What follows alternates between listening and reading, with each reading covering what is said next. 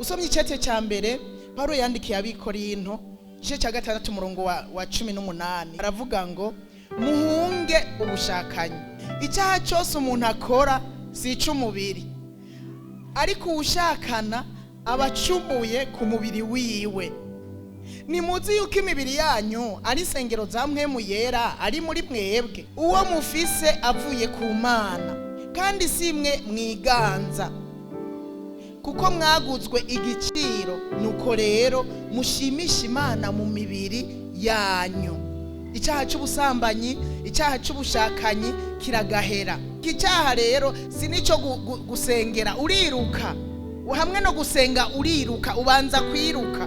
Ahandi bavuga ngo mugwanye satani, satani turamugwanya, ariko aho havuze ngo duhunge mushima ari icyaha kibi cyane. Umuntu rero ntabacumuye ku Mana gusa, ariko abacumuye no ku mubiri wiwe ubwiwe. Ngusomye muri iki gice cya 3 hanyene mu cete Paulo yandikiye abikorinto igice cya 16 havuga ngo mbega nimuzi yuko muri urusengero rw'Imana, kandi ko mwemu w'Imana aba muri mwebwe. Ivyo nimba tubizi, tureke gucafuza urusengero rw'Imana. Bisigura ngo dukoze iki cyaha tuba turiko turahindira hanze Imana. Nivyo sinshaka kuvuga ko ibindi vyaha ari bito, ariko iki cyaha kirimwo ububi bwinshi cyane ku buryo dukwiye kugihunga.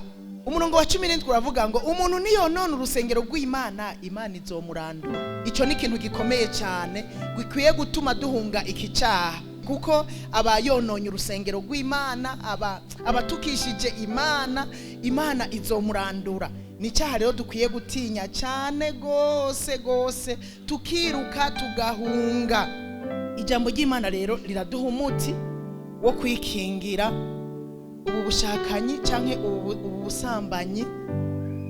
Nico gituma uwo muti utoreka kuwufata.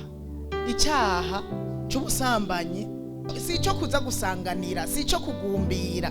Nkunda kubaza abasore cyane inkumi, nimbega bujya hajya ko ngoma mbona mugenda mufatanye, hajya umubiri wawe ni ferabeto, iyi mibiri iyi twambaye imeze nka ema. Kuwa mudahuje igitsina umubiri ni nk'isumako. Rero ugumye umwiyegereza ntuhunge, usanga nyene isumako yafashe, kandi uza gufyura amaso ibiba vyabaye.